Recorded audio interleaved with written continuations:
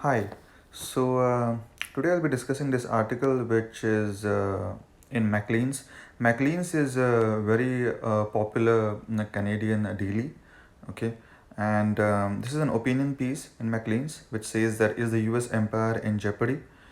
So what it just says that Canadian government needs to find out other options and not just depend on America in the near term, because America is no longer even the biggest economy in the world in terms of the purchasing power parity, and Canada needs to look after its own national and global interests. So I'll just go through each paragraph and try to give my opinion about the things. So as you can see, the person who has written this article is a Canadian member of Parliament and a cabinet minister. He has also worked in the World Trade Organization and UN agencies. So this is a pretty legitimate author. So the US has been an able leader of the free world for a long time, but it's looking tired and uncertain. So if Trump is re-elected, there's little hope for renewal, which has been a long-standing hallmark of American society. And the interesting part in this is that conversely, with the Democrat in the House, can the situation be salvaged? So to be honest, either way, like even if Trump gets re-elected, or if Trump loses, situation is just not going to change, because what Trump has done is he has just increased the decline of America, but the decline was already started. Since 2000s, the wages of people have become stagnant, and nobody knows what is to be done. So it's therefore not an exaggeration to ask if the U.S. empire is in jeopardy, and that's just a continuation of what I've been talking about lately, where definitely the future is Asian. The largest economies in the world will be in Asia, even by 2030. Okay, we don't even have to go that far as 2050. Even by 2030, China, India, Indonesia, Japan, Russia, Philippines, Turkey, all of these economies are going to drastically change the shape of the world. And most of the Western countries are definitely going to go down, because if you look at Canada, Canada has only one border with America, and even it borders Alaska, but even Alaska belongs to America. So, and on the other three sides, it has just very vast oceans which literally freeze in winters. Okay, the ships cannot even dock on Canadian oceans because they freeze in winter. So uh, and Canada is it's a very subservient country to the US. Canadians are known over the entire world to be very polite. To be honest, that is because they are not in a position to tell the world that what they want, because Canada is it's not a great power, it's a middle power. Okay, they have a few economic activities going on, but not that much. I mean, you cannot name even a single Canadian company that you have come across. The only one was BlackBerry, and even that is bankrupt now. So Canada is not a very big economy. Okay, so in 2008, Farid Zakaria, who is the world-renowned columnist, he wrote a book titled "That the Post-American World and the Rise of the Rest," and that was in 2008. So just imagine, like, this was before Trump. This was even before Obama. Okay, so what that means is that many people think that Trump is the worst president ever. But if you look at the politics deeply in the US and the divide that they have already existing, I was really not even surprised that Trump got elected. Okay, I was predicting it even before that Trump is going to get elected. So Washington politics has become bitterly divided, more extreme, and paralyzed on many fronts. So just the other day, I got an analogy saying that Washington has become like, when you fall down and you don't know how to get up. It's in that kind of situation. So nothing gets done over there. It's just so much bureaucracy and so much politics that people have just stopped having faith in either political parties. So money has badly corroded the political arena and restricted who can enter it. This is very true. Okay. So Bernie Sanders passionately laments this. Both parties have become beholden to the American dollar. So every party literally just spends like billions and billions of dollars in America to get elected. And to be honest, half of the people in America don't even have health care. Forget about the basic needs. Forget about the leader of the free world. Okay, frankly, America cannot even take care of its own people. Okay, forget about the rest of the world. The rule of law is just not just not worth it. People are not at all buying that argument. Okay, on the economic front, we know that tariff sanctions, subsidies, and other forms of protectionism are being used to protect and prop up US businesses. So this is just another way of how Trump sees his America First policies, the protectionist policies, and the labor cost is so high in America that, to be honest, no company is going to manufacture anything in America. Okay, everything comes from Latin American countries, be it Mexico, Brazil, Peru, Guatemala, Honduras. So this is just not going to help Trump or any country, to be honest. So Trump is also weakening international institutions. So you should have just heard that the Trump just pulled off the funding from WHO, which is not very surprising because he has taken the US out of Paris Climate Agreement, and he is just saying and saying it out loud that US is not going to be the like the herd leader of the world. Like US is not going to dictate how the world works anymore, and so the void that creates is just going to be filled up by China. Nobody else. I mean, no other country in the world is even in the position to rival China at this point. India will do that, but it's going to take a long time for India, at least 10 to 20 years before it can seriously rival China. So just look at the handling of the crisis that we are seeing right now. America is just so much decentralized. So each states have their own agenda. Like you must have heard, states were competing for ventilators.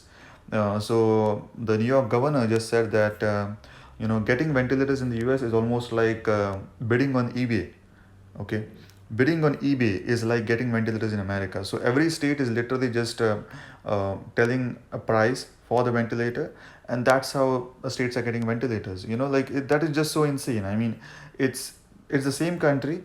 Okay, everything is same, but even then, states are fighting among themselves to get all the surgical equipments and the clinical equipment. So that just goes on to say how deeply messed up and deeply chaotic the US system is. So now just look at this. The infectious disease expert Anthony Fauci, that guy has now 6 security agents to protect him against threats he has received from Americans who question his medical judgment and loyalty to the president. Loyalty to the president. Just let this sink in. Okay, loyalty to the president. What does that mean? America is just portrayed around the entire world that it is the beacon of hope and the leader of the free world, and you can be anything in America. You can live the American dream. Okay, and just look at this wording, loyalty to the president. So as if Trump is like some sort of a dictator, banana republic dictator in, say, Nicaragua or Cuba, that just wants his entire population to admire him. Okay, which is not just extreme, but people have lost the sensitivity to this madness. Like when Trump got elected, people literally just thought that this is just so much out of the world, but right now we have become immune to this. So we just don't even feel that something like this is out of the world, because like if a storm comes to your house tomorrow, then you will think that okay, this storm is something like a very different event that I've experienced in so long time. But if the storm keeps on coming every day, then you just get used to it. I mean, you just don't feel that there's something new into it. So it's just something like this. um, then other things that are discussed in this article are the NAFTA deal. So NAFTA is like the North American Free Trade Agreement that includes America, Canada, and Mexico, and that was really never even bound to succeed, because Canada and Mexico are surely not equal powers as America. So a deal can only happen between equals, not between like subservient nations like Mexico and Canada and America. So I'm not surprised that NAFTA is falling apart. um, Energy sector is also pretty down in Canada and in America at this point. U.S. defense agreements with Canada are more extensive than with any other country. They are big brother in this relationship, a huge concern for us. Just look at this. Even the defense agreements, okay, with Canada. So if something happens to Canada tomorrow, like if another nation just starts attacking Canada, there is a defense agreement between Canada and the US that the US is going to protect Canada. But now with just so much friction between Canada and America, do you really think that Trump is going to just bend over backwards to try to protect Canada? I cannot bank on that. So Canada has to just start looking after itself at this point.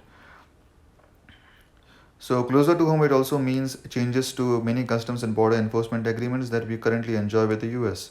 So that is very true. Like US and Canada is the longest uncharted border in the history of the world, but now it's been closed and people are not allowed to come in. Okay. Uh, so in terms of North America, we have successfully built a strong continental framework with both Mexico and US.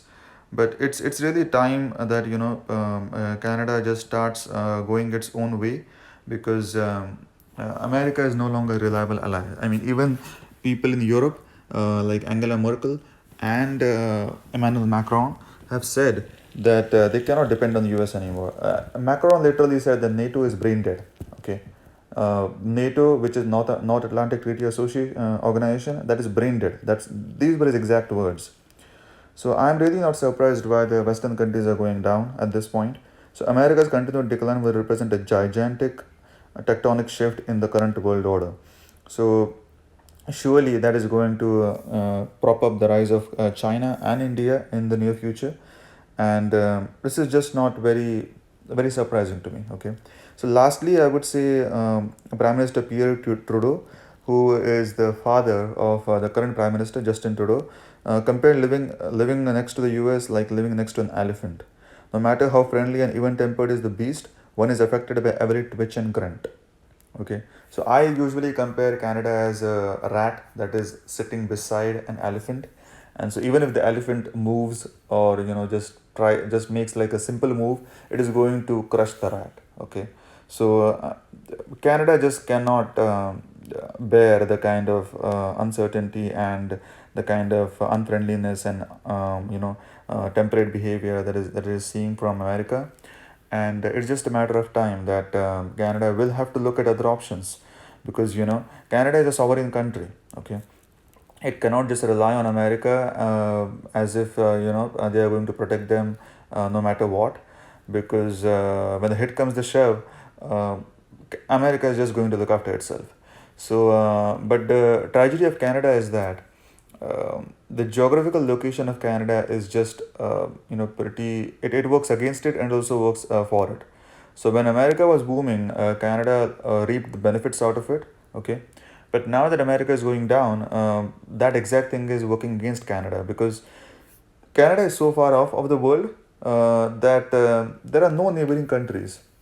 Even if you want to come from Mexico to Canada, it literally takes days for trucks, okay, to come from Mexico to Canada. Just the ride is almost 2 to 3 days. So it's not very easy for Canada to just make its place in the world.